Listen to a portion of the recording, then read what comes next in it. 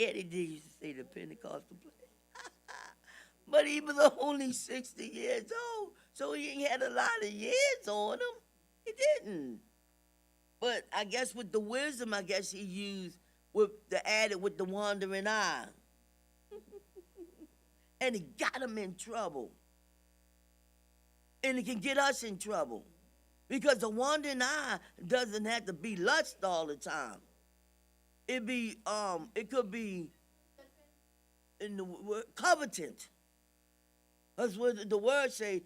You coveting, you want this, you keep wanting this, you keep wanting that, you keep that could get us in trouble. I think I'm going ahead of myself. I don't want to touch that one yet. But anyway, Solomon was especially attracted to fond women. Yeah, it's big too. He was attracted to fond women, a vice against which God had warned him. God had warned him. Why?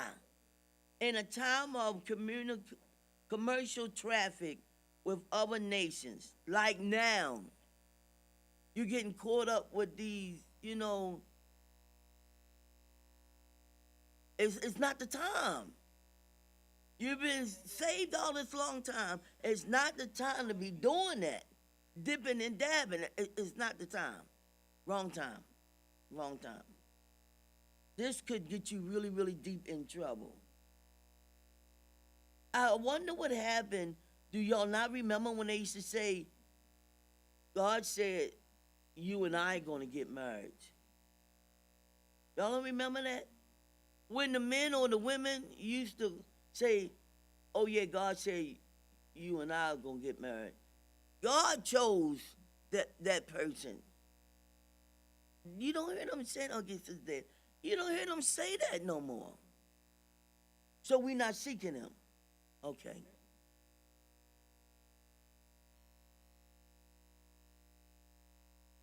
$28 for what? Yeah, we dealing with Solomon. The kingdom divided. The kingdom divided. I will serve God with singleness of heart. That's okay. Come on back in.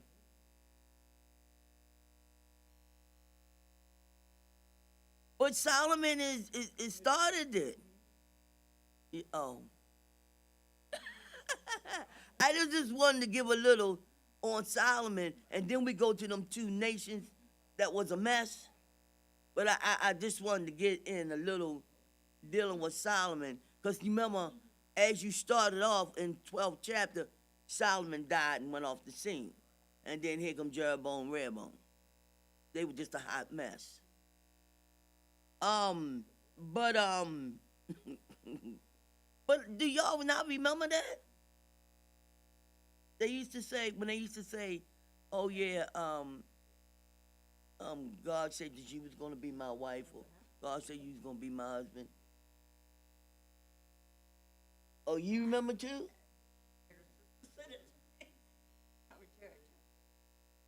Yeah, they don't say that no more now. Oh, oh.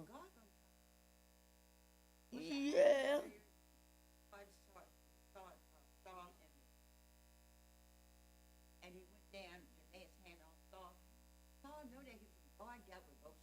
Right. So don't tell me God right. That you gonna marry me and all. And yeah, I don't know nothing about it, right? But I don't think they do that no more, do they? You hear what I'm saying it anymore, Bishop?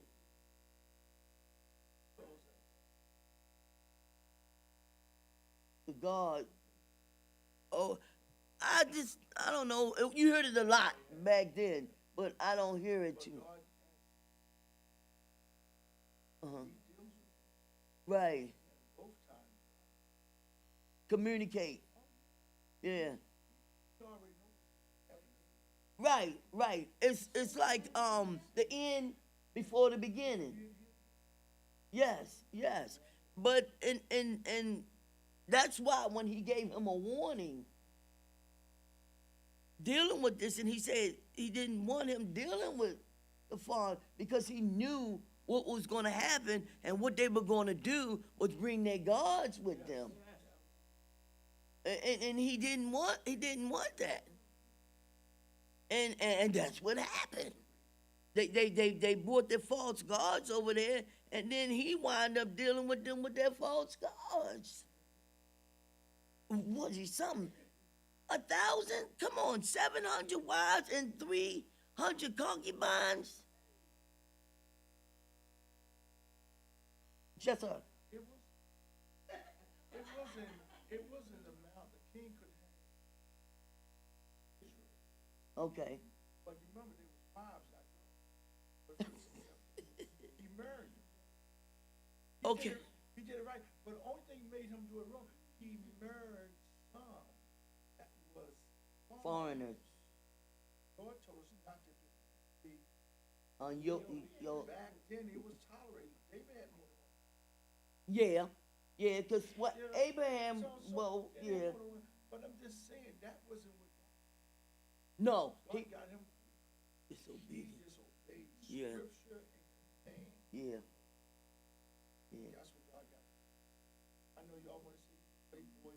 At least he married him. He could have said he had 1,000, you know, Women, just, yeah, married wives, married you know, wives. Solomon married these They- women, yeah. though they were his concubines.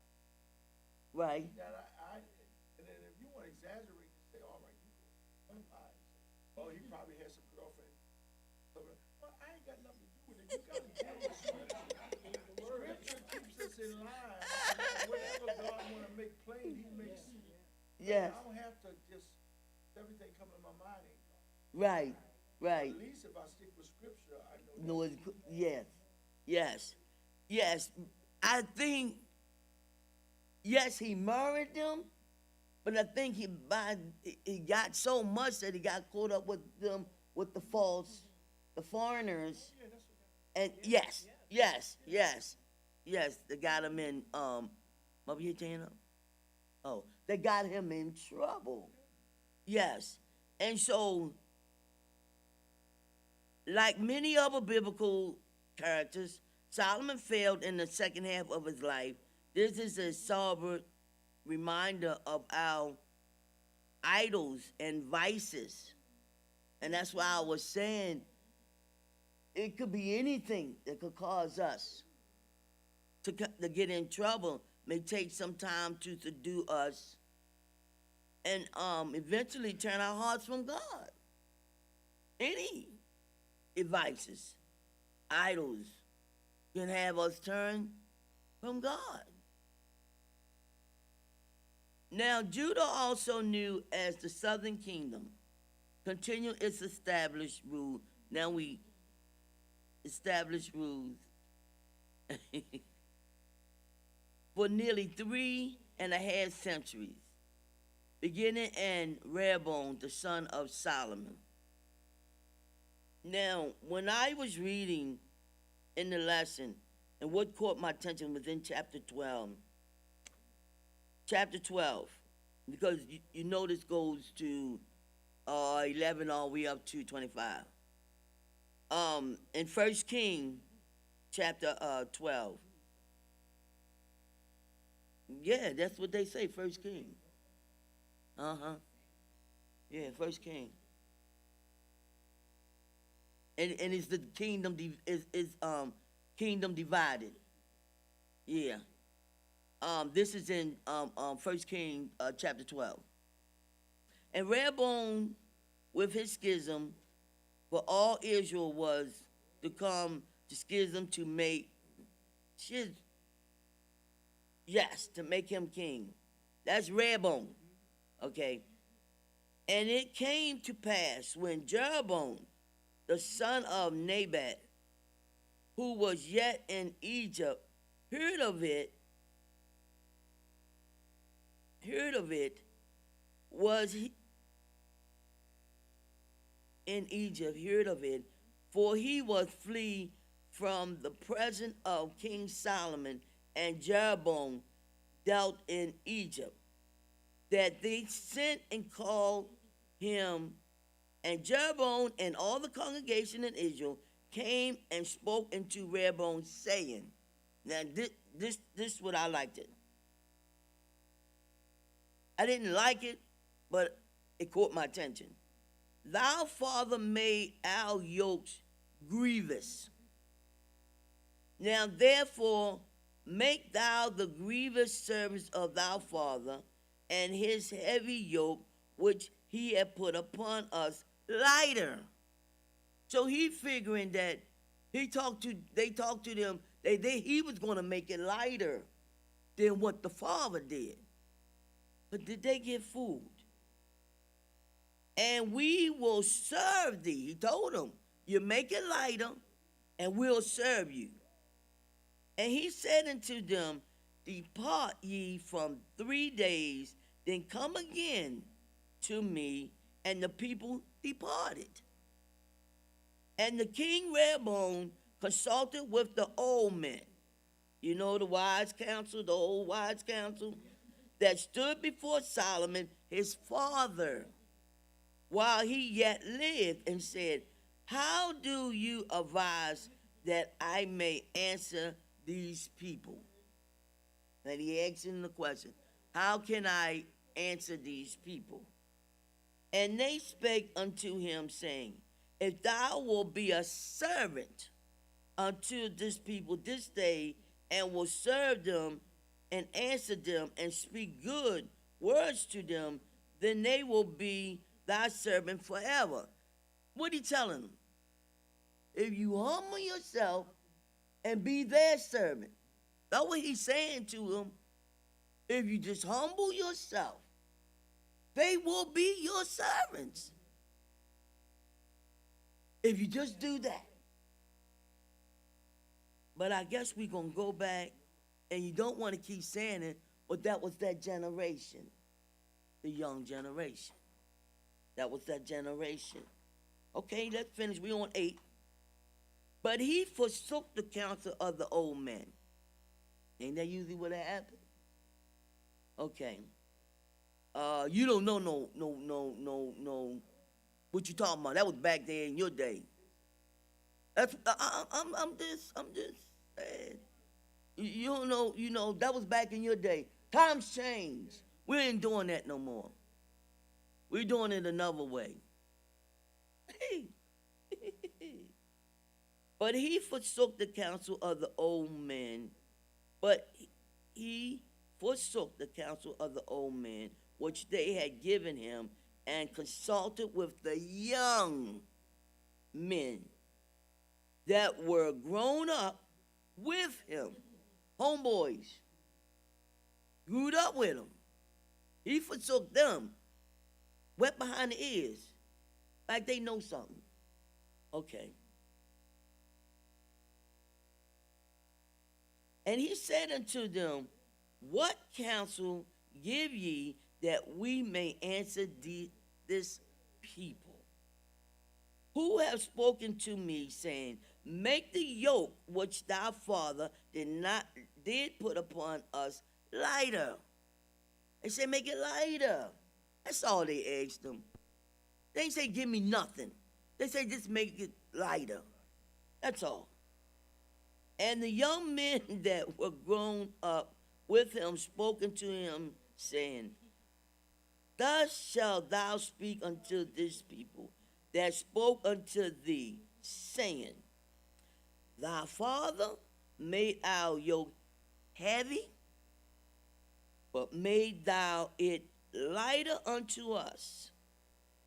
Thus thou shalt say unto them, my little finger shall be thicker than my father's loins. Really? That was being smart. That was being sarcastic. What you think? Your head probably would have went down. Yeah, did one of them shook our head.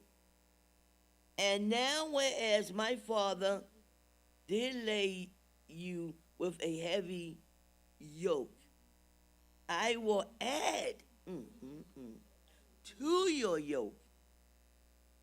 I will add to your yoke. My father has chastened you with whips. Oh my goodness. Chastised you with whips. But I will chastise you with, and you know that's bad. That's pure evil. He really was. He was really bad. He was really bad. That was sad. But that was that spirit that was on him. So Jeroboam and all the people came to Rehoboam the third day, as the king had appointed, saying, come to me again the third day. He told him, come to him the third day. And the king answered the people roughly, and forsook the old man's counsel that they gave him. Now, I guess he figured, if I get smart with you, that'll give me an excuse of why I'm going to say what I'm going to say to you. You know, sometimes that usually, if I make you mad, then you know I'm already in that place, so I'm going to say this to you, and then you'll be okay. No, that still wasn't right. And speak to them after the counsel of the young men, saying, my father made your yoke heavy, and I will answer to your yoke.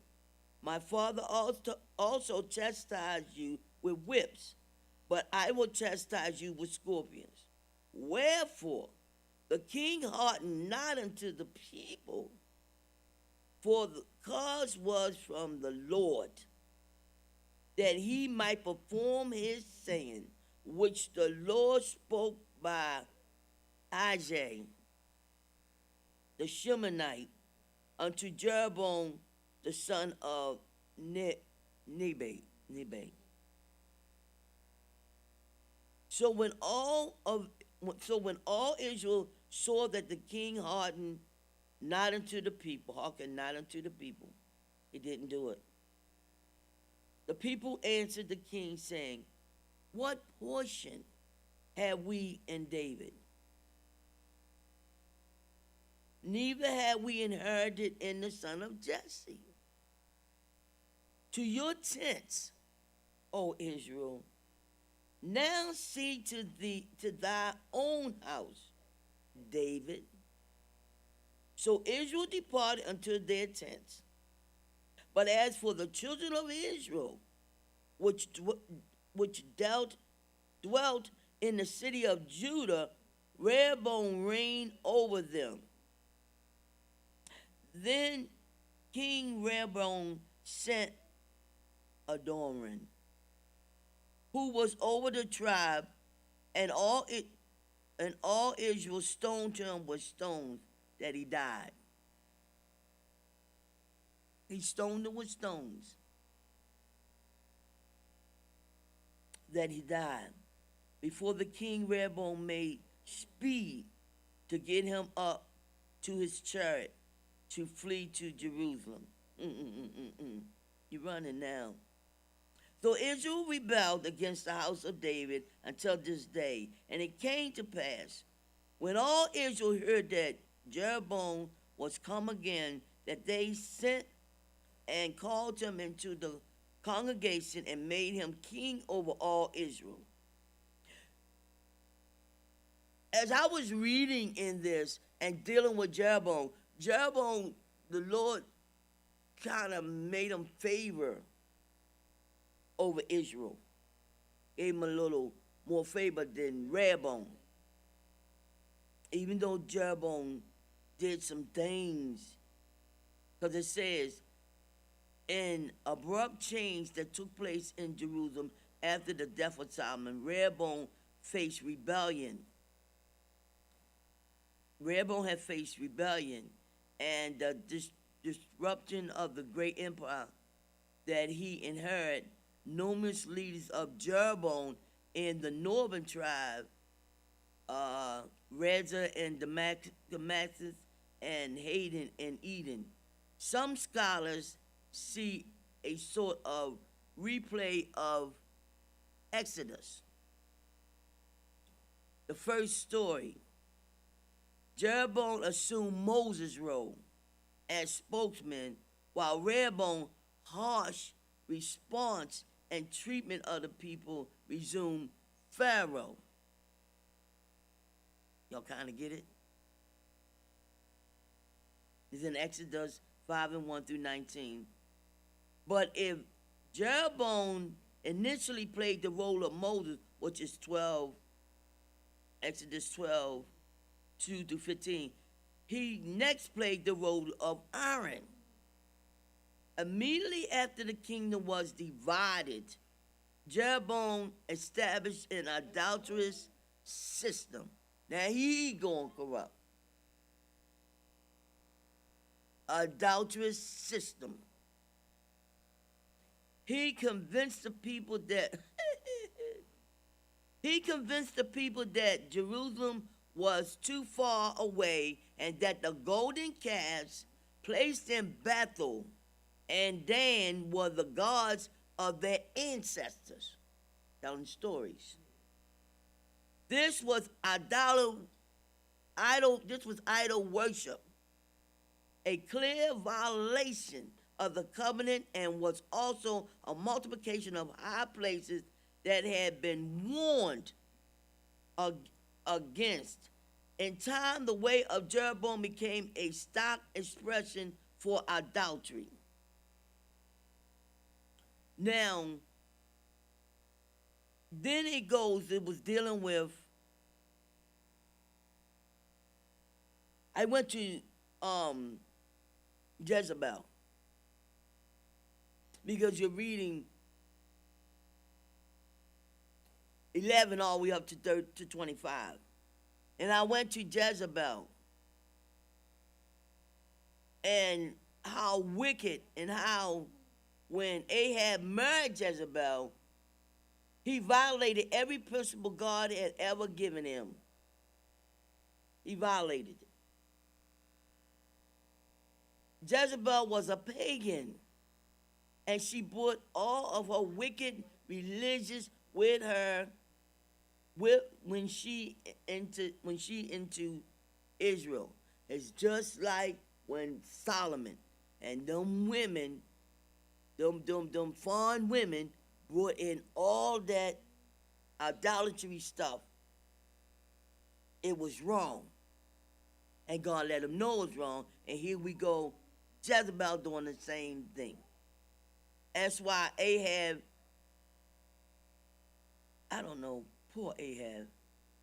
Sometimes you felt sorry for him, and then sometimes you just say, boy, what is the matter with you? She pursued Ahab to build a temple and an altar Balaam. Come on, you know that's wrong. That was wrong. Where Ahab was, she supported 850 prophets. 850 prophets of her immoral cult. And she systematically went through Israel trying to kill all the prophets of Yahweh that she could find.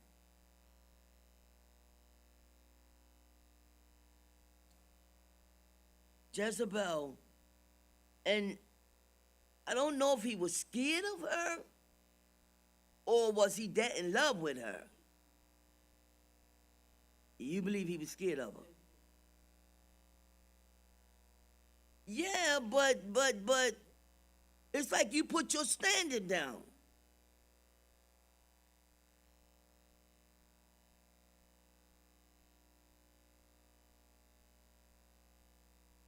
And I say, it's like you put your standard down. If we're standing for God, we got to keep standing for God. No matter who comes along. Right? No matter who comes along, I don't care if they're the President of the United States. You can't put your standard down. Not saying you ain't going to be tempted by it. So you got to know whether or not do you really stand for God? Or you're just speaking? Because it's action. Standing is action. It's action. And you got to stand for God. He didn't do it. I think he was not scared, but I think he was in love with her. And she just,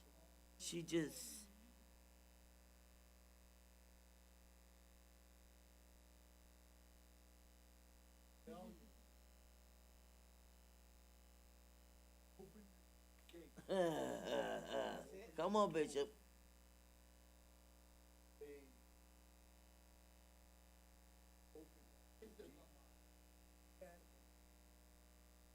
There's a Mm. but you get 7 demons. That's a strong that comes upon the enemy. They're not in Mm. that spirit. Mm-hmm. Sometimes you gotta realize, like,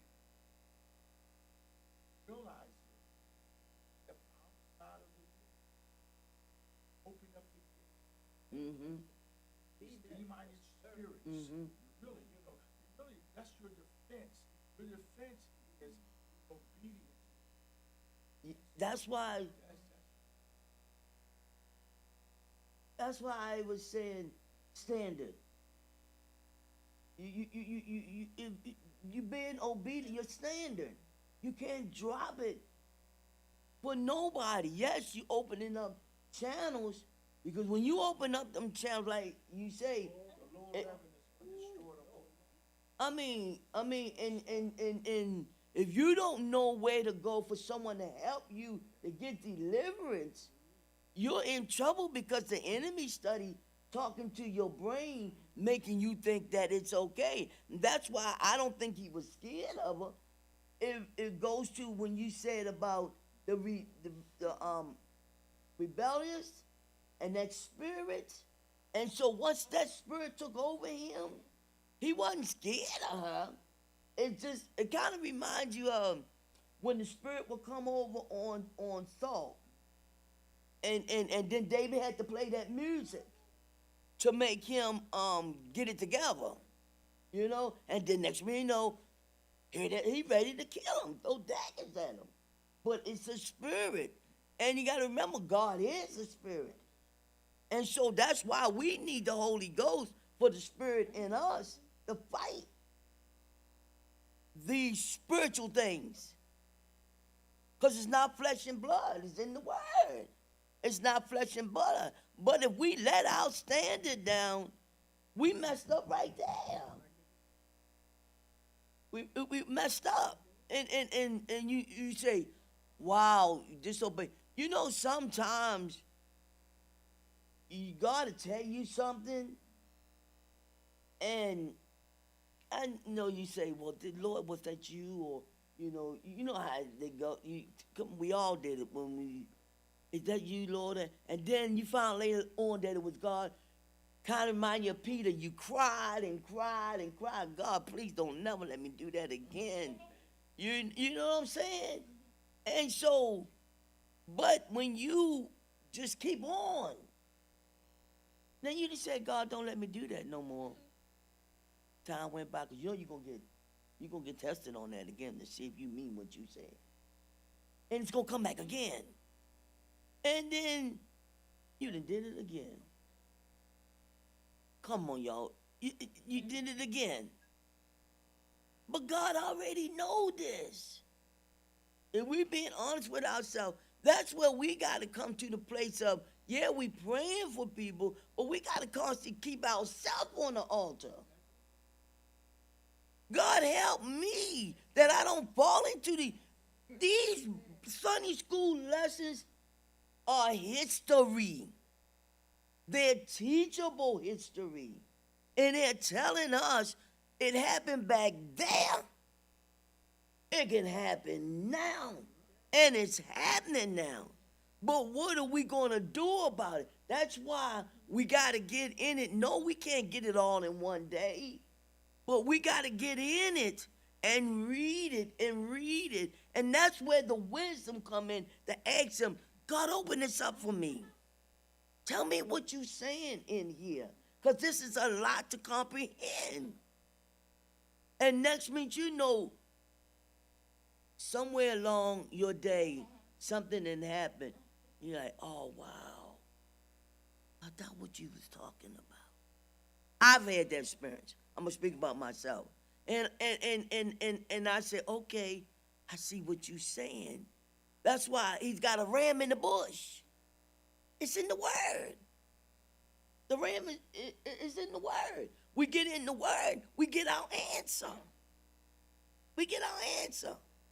It's just that sometimes that little tiny one word, we go too fast. You take your time and you read. You'd have missed that one little tiny word that gave us our answer. That really can give us our answer. And that's where the wisdom comes. But this lesson, all the lessons, since we done got this new book, I'm going to say again, they are teachable. They're teaching us what we've been constantly been taught. Constantly been taught. Constantly been taught. It might be coming another way. It's like somebody say, well, let me try another avenue. Same book, same story. Well, let me try another avenue. Some might catch it on this one. Some might catch it on the other one. But as long as you get it, that's what counts. As long as you get it. But, I mean, this is real. We can fall into them traps like that. We can fall right into them traps if we don't pay attention to what's going on. Ain't nobody can say, no, not me. The devil is a lie. Because you might be going out the front door, but you left your back door open. You don't know what's coming through it. That's them channels. That's them channels. That's what that is. You open up the channel. You said, how did I do it? God will show you how to do it. Because Jezebel straight up was just there to do her job. She was there to do her job. Get him. And she got him. Messed up. Messed him up. You gonna take a man's land? You want this man's land? Yes, sir.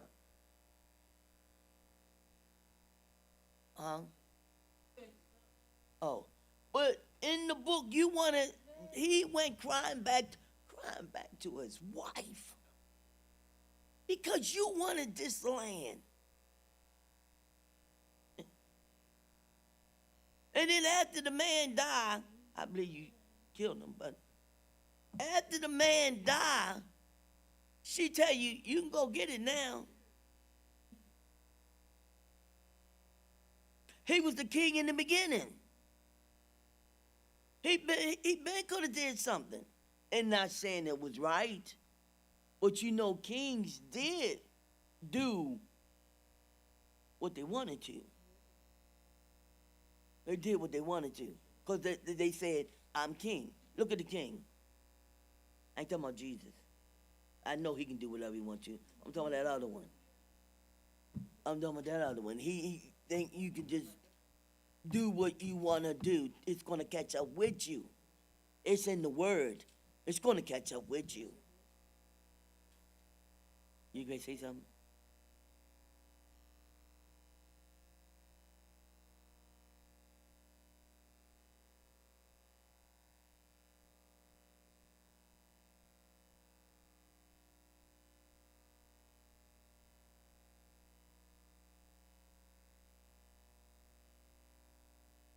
To get